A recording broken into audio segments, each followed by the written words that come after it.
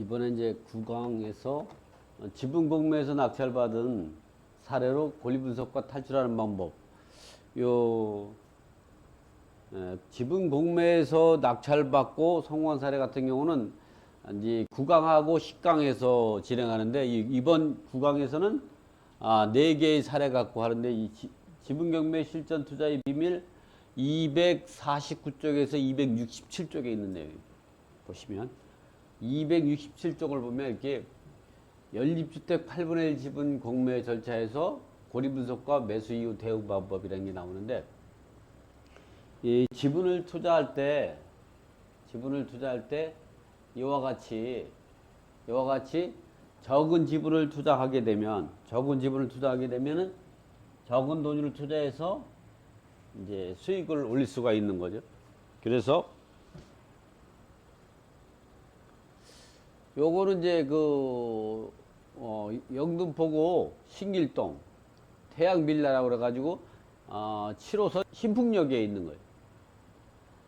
대지가 전체가 73.36에서 9.17제곱미터고, 건물은 전체가 93.49제곱미터에서 11.686제곱미터니까, 이런 경우는 이제 8분의 1 지분이 나와가지고 이 전용 면적이 93.49가 되면은 아파트로 따지면 거의 한 42평형 정도 평형 정도가 되는 거죠. 그러니까 적지 않은 거죠. 그래서 이런 부분들 되면은 보통 감정가가 8분의 1이 4,625만 원이니까, 이런 경우 이제 우리가 전체 지분이 이제 경매에 나왔을 때, 그러면 이게 전체의 감정가가 얼마 되는가, 이거를 환산해야 되는 게, 왜 그러냐면 우리가 시세 조사를 통해서 조사를 했더니 이 물건이 한 4억 5천만 원 정도 가더라. 그럼 이 감정가는 어느 정도 시세 차지하면, 여기다가 나누기 8분의 1을 하면은 얼마가 나오냐면은 4,625만 원을 갖고 나누기 8분의 1 하게 되면 이와 같이 전체 시세로 4억 5천 정도 가는데, 이 감정가는 어느 정도냐면은 나누기 8분의 1이면 곱하기 8을 하면 되니까, 4,625만 원 곱하기 8을 하면 실질적으로 감정가는 3억 한 7천만 원 정도 잡혀 있는 거죠. 이걸 다시 이제 지분으로 하려면 곱하기 8분의 1 하면, 이렇게 이 지분 감정가를 전체의 감정가로 환산하고, 전체의 감정가를 다시 지분 환산할 때는 곱하기 8분의 1. 이 지분 감정가를 전체의 감정가로 환산할 때는 나누기 8분의 1. 나누기 8분의 1 곱하기 8분의 1 해가지고 지분 감정가를 전체의 감정가로 바꾸는 방법, 또는 전체의 감정가에서 지분 감정가를 바꾸는 방법을 자유자재 이렇게 계산할 수가 있어야만이, 우리가 이렇게 시세 조사를 해보니까 4억 5천이다. 그럼 여기다가 8분의 1을 하면 얼마가 나오냐? 4억 5천만 원에다가 나누기 8을 하면 얼마냐면 5,625만 원이 시세다.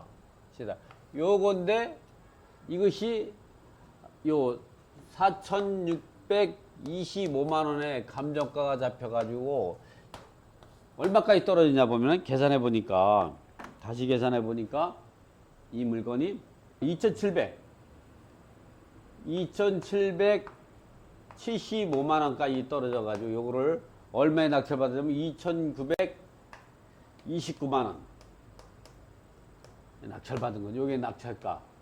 잘 안 보이시니까 다시 이렇게 보시면, 이렇게 시세가 4억 5천이라 환산해 보니까 5,625원이 되더라. 근데 감정가는 지분이 8분의 1 지분 감정가 4,625원이니까 나누기 8분의 1이니까 전체의 감정가 이 금액이고, 8분의 1 감정가를 다시 환산하면은 4,625원이다. 이것이 2,775만 원까지 저감한 된 상태에서 낙찰받은 금액이 2,929만 원이라면, 이 5,625만 원을 계산했을 때는 최소한 등기비용을 빼도 한 1,500만 원 정도 시세 차익을 볼 수가 있기 때문에 이런 물건에 입찰 들어갈 수가 있는 거죠. 그래서 이렇게 지분이 작은 물건에서 2,929만 원을 투자해서 1,500만 원 벌 수 있는, 그래서 우리가 지분 투자를 좋아하는 거는 소액 투자로 해서 적은 돈으로 큰 돈을 가지고 있지 않고도 적은 돈 갖고도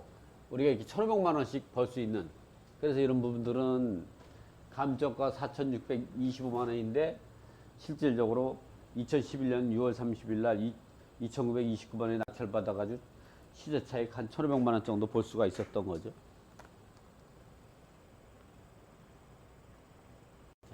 이렇게 신풍역에 바로 그 연립주택이 붙어 있어요. 붙어 있고, 그 사진은 지금과 같은 이게 형태를 가지고 있고, 이와 같이 이제 그 역세권이고, 신풍역에 있고, 그리고 연립주택은 태양연립이라고 그래서 이거의 8분의 1 지분이 나온 거죠. 그래서 이제 이 물건 같은 경우는 영등포구 신길동 7호선 신풍역이 근처에 위치하고 있는 공배 물건으로 재정비 촉진 지역에 있는 재개발 구역으로 재정비 촉진 지역에 있는 일명 태양 빌라로 해가지고 이런 거 정도 낙찰 받으면 볼 때는 재개발이 들어가게 되면 아무래도 8분의 8을 전체를 가져왔다. 그렇다고 그러면은 그 30평대 아파트 하나는 이제 1대1로 추가 부담금 없이 분양을 받을 수가 있는 거죠. 우리가 추가 부담금이라는 거는 사실은 그 본래에 우리가 재건축하고 재개발이 되면 이런 데에서 이런 지역에 분양권이 나오는지 대상자인지 아니면 현금 청산자인지 이거에 따라서 현금 청산이게 되면은 수익이 없어요. 거의 뭐 시세 한 7, 80% 감정가가 되다 보니까 어떻게 하다 보면 손해 보는 경우나 아니면 그 투자 대비 수익이 없죠. 투자 대비 수익이 없어요. 그래서 이제 우리가 이게 이 분양 대상 조합원 분양 대상자다. 조합원 분양 대상자 같은 경우는 뭐냐면 종전 건물이 이 권리가액에서 종후 자산의 권리가액, 요거는 이제 신축 아파트, 이거는 이제 철거 전 건물 감정평가 곱하기 비례율. 근데 보통 이 비례율은 98에서 102 정도로 하니까 거의 뭐 엄밀히 말하면 비례율은 재건축 재개발의 성공으로 해가지고 수익률이 발생했을 때에 그 비율이기 때문에 재개발 재건축하기 전에 비례율을 먼저 계산한다는 건 참 의미가 없는 거지만 어쨌든 비례율은 보통 98에서 한 102 정도로 하고 계산하기 때문에 우리가 기본적으로 이제 이 종전 건물의 권리가액은 엄밀히 따지면 이제 철거하기 전에 감정평가 금액의 비례율이지만 그냥 감정평가 금액으로 계산해도 그렇게 틀리지 않아요. 이 새로운 건물의 감정가 곱하기 비례율이지만 신축 건물의 감정가 그 차익이 우리가 이것이 많으면 청산금, 이것이 많으면 추가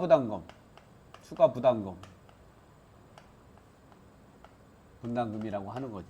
그래서 이런 부분들을 보통 이거랑 저 같은 경우는 42평 정도의 아파트로 계산한다면은 이거랑 거의 같을 수밖에 없기 때문에 이런 경우는 추가 부담금 없기 때문에 저런 이제 갖고 시간은 많이 걸리지만 저것이 재개발이나 재건축이 된다 했을 때는 수익률은 엄청난 거죠. 왜냐하면 지금 같은 경우는 보통 25평만 해도 한 13억 가거든요. 신축 아파트가. 그런 생각을 4, 5천 갖고 그것이 개발할 때 뭐 7, 8년 걸린다고 하더라도 4, 5천 투자해서 전체가 한 13억 또는 30평대 분양받는 데만 15억 된다면은 한 7년, 8년 기다릴 필요가 있는 거죠. 그래서 이 재건축, 재개발로 돈 버는 사람들은 중간에 분양권을 전매하는 게 아니라 끝까지 가지고 있어서 그 이사를 갔다가 입주해서 새로운 아파트에 입주함으로 인해 가지고 또 비과세로 수익을 높이는 것이 가장 그렇게 되면 한 10년 정도 보유하고 있어야죠. 그렇다고 하더라도 한 3배 정도 남을 수가 있으니까 괜찮은 거죠.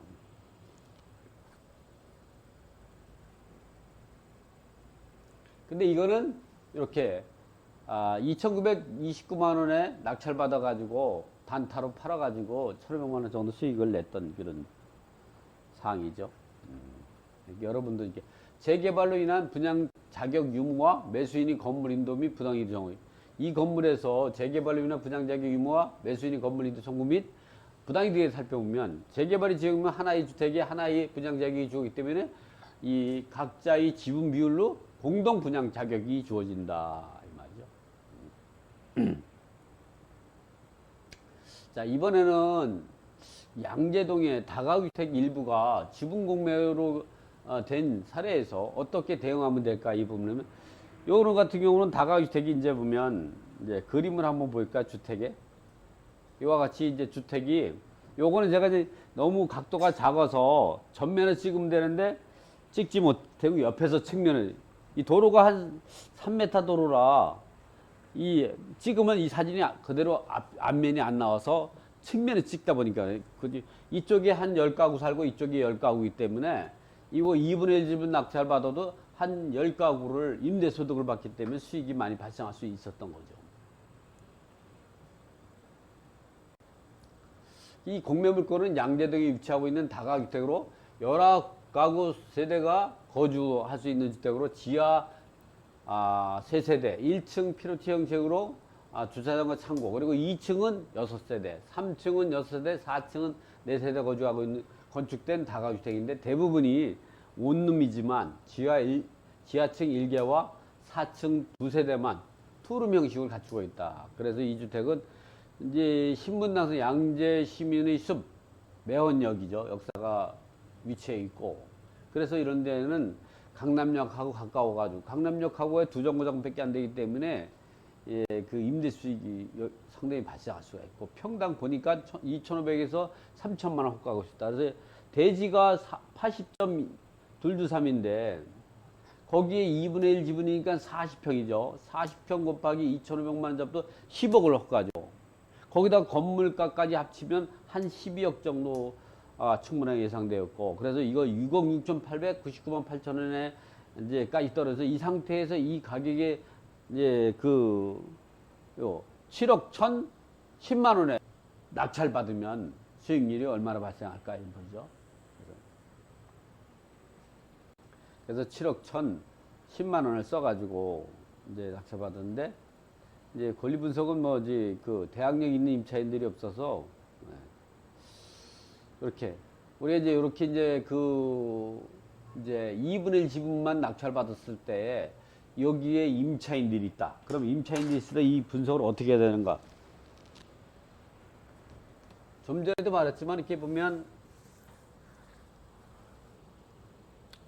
필요체 형식이기 때문에 여기에 이제 세 가구가 있다는 거죠. 그리고 여기는 이제 필요체 형식이고 그 다음에 이제 이런 식으로 해가지고 이렇게 해가지고 총 9가구가 이렇게 잇따르면 아닌가요? 하나, 둘, 셋, 넷, 다섯, 여섯, 일곱, 여덟, 아홉. 여기가 이렇게 됐나? 어쨌든 여기 이렇게 지하 여기 놓고 여기가 이렇게 투룸으로 형식으로 갖추고 그렇다면 요것도 하나, 둘, 셋, 넷, 다섯, 여섯, 일곱, 여덟, 아홉. 어쨌든 이 가구는 9가구가 이제 거주하고 있는데, 뭐 이렇게 잡아보자. 9가구. 9가구 거주해 있는데, 여기서 절반만, 이 절반만 이 가지고 있어도 9세대가 되는 거예요. 그래서 이런 경우는 이제 둘이서 A가 2분의 1, B가 2분의 1 이렇게 해줬을 때 문제는 뭐냐면 이렇게 여기에 임차인들이 많다는 거죠. 임차인이. 그랬을 때 지금 다시 돌아가 보면 이 다가주택의 임차인이 19가구의 임차인들이 있는데 다시 돌아가 보면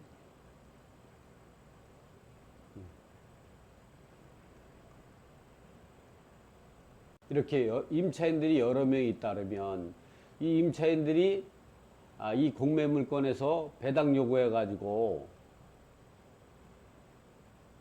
배당을 얼마 받는가 제가 배당표를 짜봤거든요. 이렇게 짜보니까 그 전체 지분이 동시에 매각돼 배분되는 거 적게 배분되는 경우 민법 328 이하에 따라 선순위 공동주담권을 대여해 다른 지분이 청구 가능하다. 이 말은 이제 보면 어쨌든 임차인들은 낙찰자가 인수할 거 없는데 이렇게 이제 그 2분의 1 지분만 매각된 데에서 19세대가 세대 임차인이 배당 요구하면 전액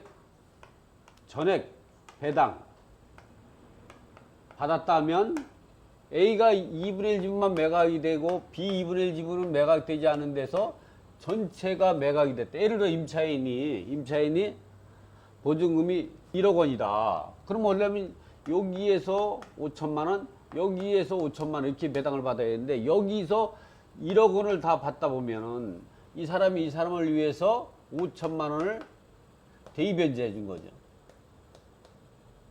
이러므로 이것 때문에 구상권을 청구할 수 있고 이거를 이 사람이 이렇게 이쪽 지분에도 5천만 원에 대해서 민법 제 481조하고 482조에 따른 물상보증인이 변제대의를 할 수 있고 또 이게 여기에 후순위 채권자 역시 이러한 권리를 가질 수가 있는 거죠. 이거는 민법 제 368조 2항이죠.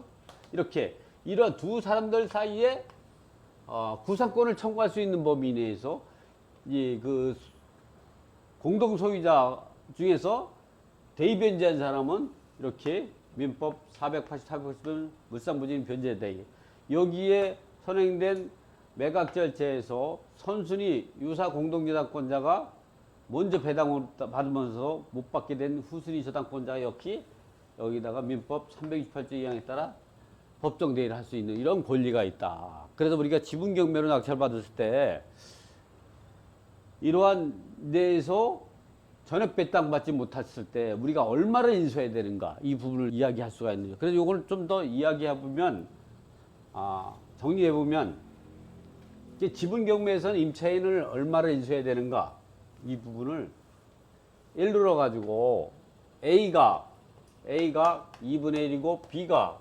2분의 1인 상태에서 요 이제 말소 기준 권리가 이제 갑 건재당 이 말소 기준 권리다. 근데 이전에 예를 들어서 이도령이 전입신고하고 확정일자를 갖췄다. 그리고 춘향이가 말소 기준 권리 이후에 전입신고하고 확정일자를 갖췄다. 근데 이 보증금이 얼마냐? 1억 원이다. 이 사람도 1억 원이다. 이건 이제 매각이 되지 않고 이렇게 지분경매 매각했을 때 이도령이를 우리가 내보낼 수 있느냐? 내보낼 수 있냐고 여기서 따질 때 인수 금액 명도 가능한지 명도 가능. 그러니까 우리가 이런 지분을 낙찰받았을 때 거기에 임차인이 있다. 여러 명의 임차인이 있다. 그러면 임차인이 이 말소 기준 권리 이전에 있다. 그러면 인수할 권리가 발생하는 거죠. 근데 이후에 있다. 그럼 인수할 건 없지만 내보낼 수 있느냐 이런 문제가 나오는 거죠. 일단 인수할 수 있는 이 금액이 어떻게 되는가? 요 임차인이 이제 예를 들어서 1억이다. 1억인데 말소 기준 권리 이전에 있다. 근데 이 사람이 대항력을 주장하고 배당 요구를 하지 않았다. 그러면 이걸 인수해야 돼요. 인수해야 되는데 얼마를 인수해야 되냐? 인수금액은 원칙적으로 A와 B는 공동임대인, 다른 말로 하면 공동채무자이기 때문에 1억을 인수하는 게 맞아요. 그러나 A가 채무자로 자기 지분 비율에 해당되는 채무자에 해당되는, 즉 2분의 1에 해당되는 5천만 원은 채무자로 인수하는 거고, 나머지 5천만 원은 B에 대한 물상보증인으로, 물상보증인이 담보 책임이죠. 책임으로 인수하게 된다는 거죠. 어차피 그리고 명도는 불가능하죠. 왜냐면 대항력을 주장하고 있으니까. 근데 이 사람이 배당 요구했다. 배당 요구해서 여기서 7천만 원을 배당 받았다.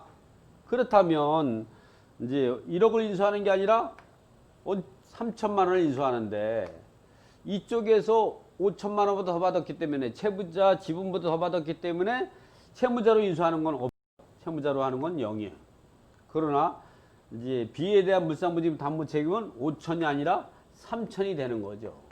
그래서 B가 책임질 수 있는 능력이 있다 그러면 이 지분을 낙찰받았을 때 내가 인수할 금액은 B가 못 갚았을 때 내가 물상부지분 담보 책임을 지는 3천만 원만 있는데, B가 충분히 책임질 수 있는 B 지분이 깨끗하니까 이럴 때 낙찰받아도 인수할 것은 없다, 이렇게 판단해서 입찰에 들어갈 수가 있는 거지. 이렇게 판단을 지금처럼.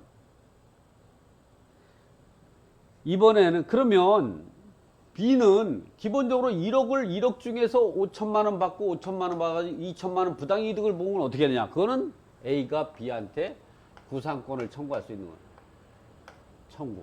이 구상권을 청구할 수 있는 범위 내에서 A가 이쪽으로 변경 등기된, 즉 5천만 원에 대해서 이제 그 물상부지인 변제자 대기를 민법 482조에 따른 물상부지인 변제자에 대해를 할 수 있는데, 이제 그 할 수 있는 범위는 요 5천만 원을 초과된 2천만 원에 대해서만 할 수가 있는 거예요. 2천만 원에 대해서 할 수가 있는 거예요. 이렇게 따지는 거예요. 그러나 여기서 춘향이 같은 경우는 어떻게 되는가? 춘향이는 말소기준을 이유이기 때문에 무조건 여기 소멸되는 거예요. 그래도 여기에 2분의 1 지분에 대해 임대차 계약이 효력이 생기고, 그러니까 이런 경우는 인수금액은 없는 거죠.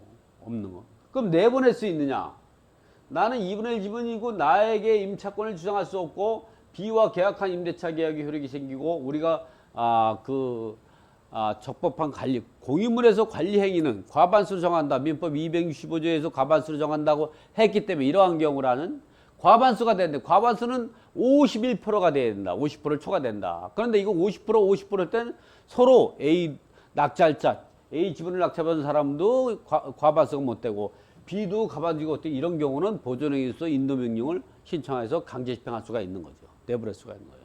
그래서 이런 경우는 요걸 낙찰받으면 인수금액도 없고 요 임차인도 내보낼 수가 있는 거죠. 그리고 요 춘향이는 B에 대해서 일반 채권으로 청구할 수밖에 없는 거죠. 그래서 이런 경우는 바로 인도명령에서 강제 집행하지 말고 이 사람 보고 지급명령을 통해서 이 지분을 강제경매 신청하게끔 하고, 요 낙찰자는 여기서 요 지분이 경매될 때 공의자 우선 매수를 하는 방법으로 우선 매수 신청하는 방법, 이렇게 우리가 A 지분을 낙찰받고 나서 이 명도 대상이라는 임차인, 대항력 없는 임차인, 왜냐면 2분의 지분과 계약한 계약 효력밖에 없는 임차인이 있다고 했을 때는 이런 임차인을 잘 이용해서 요 B 지분이 경매될 때까지 내보내지 말고 거주하고 있다가 경매가 되면 그 상태에서, 왜냐면 임차인이 지급 명령은 보통 한 결정문이 뭐 늦어도 한 달 정도면 결정문이 이제 나와가지고 집행부비에서 강제경매 신청할 수 있으니까, 이 지분을 낙찰받고 나서 부당이득을 통해서 이 비지분을 강제경매 신청하는 것보다 훨씬 빠르죠. 그래서 공의자 우선 매수로 하는 방법으로 해결해야만이 지분경매에 성공할 수 있다. 근데 여기 이 물건에서는 뭐 이 말소기준금보다 선순위가 없기 때문에 낙찰자가 인수할 거 없고, 요거를 낙찰받으면 명도할 때, 근데 다들 소액 임차인들이고 막 이래가지고 이 지분을 낙찰받으면 최우선 변제를 받게 되고 막 이래서 대부분이 회당받고, 그런 이유로 해가지고 요 명도도 어려움이 없고 그래서 이런 다가구택을 그 낙찰받았을 때는 임대 수익을 높일 수 있고 또 이렇게 지금 같은 경우 양재동에 요런데 그 매헌역 그 양재 시민의 숲의 이 역사에 보면 신분당선에 매헌역에 보면은 그 주변 땅값이 많이 오르고 있죠. 자, 그래서 이게 오래전 얘기지만 그 당시에 생각하고 그래서 이런 부분들을 이제 그 세계에다가 넣게 된 거죠.